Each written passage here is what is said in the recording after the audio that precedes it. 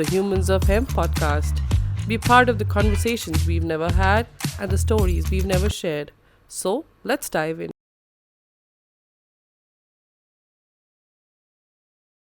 Welcome to the first edition again of Humans of Hemp, and we are with one more human who believes in hemp, who is empowering hemp in various ways.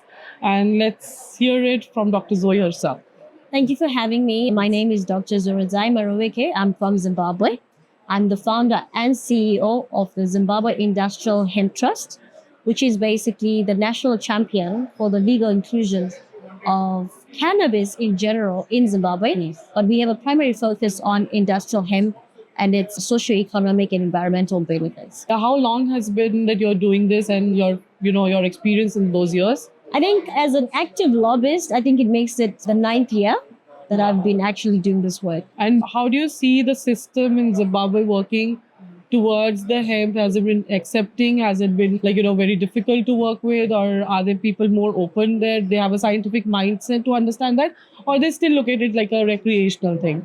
No, actually, in Zimbabwe, it's very different. Particularly, at all levels, you will always get ignorance. Yes. But what we have seen over the years is the government has been very open-minded, although taking some serious precautionary measures as well. But what the Zimbabwean government has done is a sterling job to create an enabling environment legally and in terms of the regulatory framework. So we have successfully bifurcated medical cannabis, which is your high THC, 3% to as much as 20%, Yes.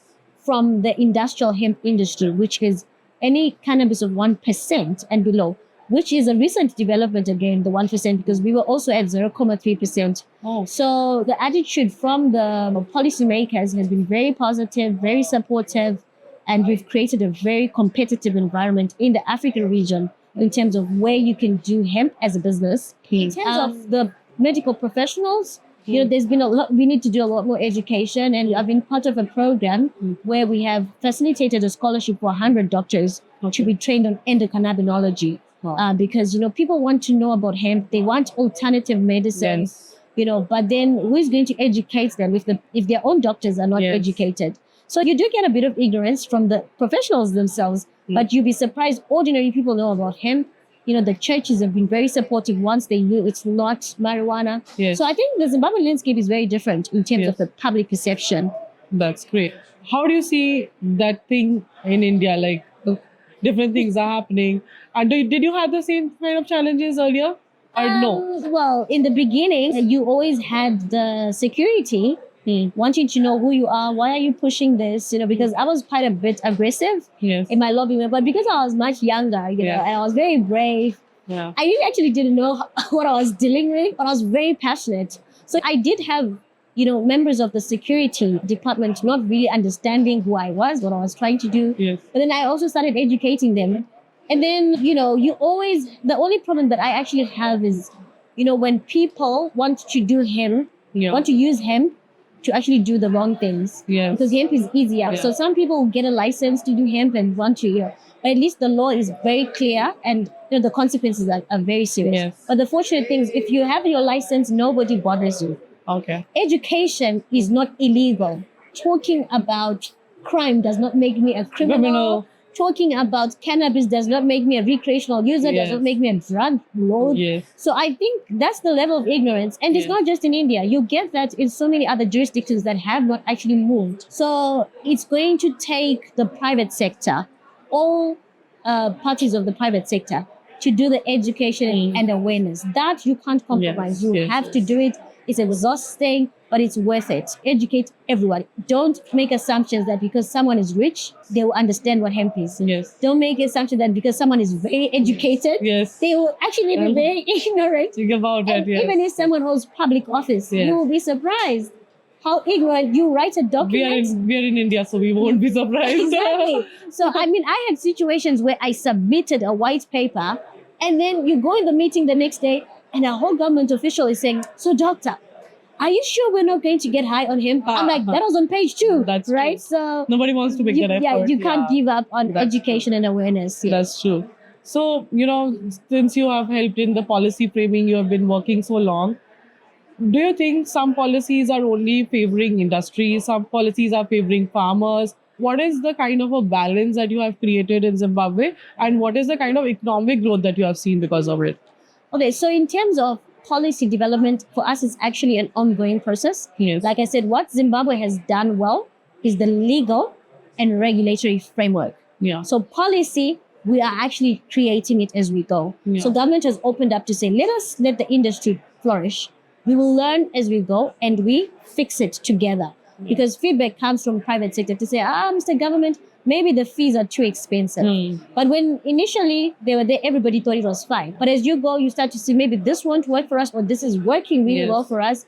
So, because there are two separate industries. The hemp industry, there's the CBD medical, then yes. there's the fiber grain aspect. And these are kind of subsectors that are very Yeah. different. So right now you find most of the farmers are doing CBD production, the high value, but it's also capital intensive because the markets they're targeting for flowers, which fetch a lot of money, but it also costs a lot of money to produce quality Yes. and so on.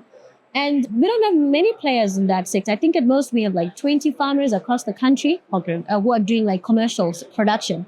And the sad thing is where I'm passionate about and where I would want to see the economic benefits, and not just economic, but the socio-economic Yes. impact Yes. is the industrial hemp.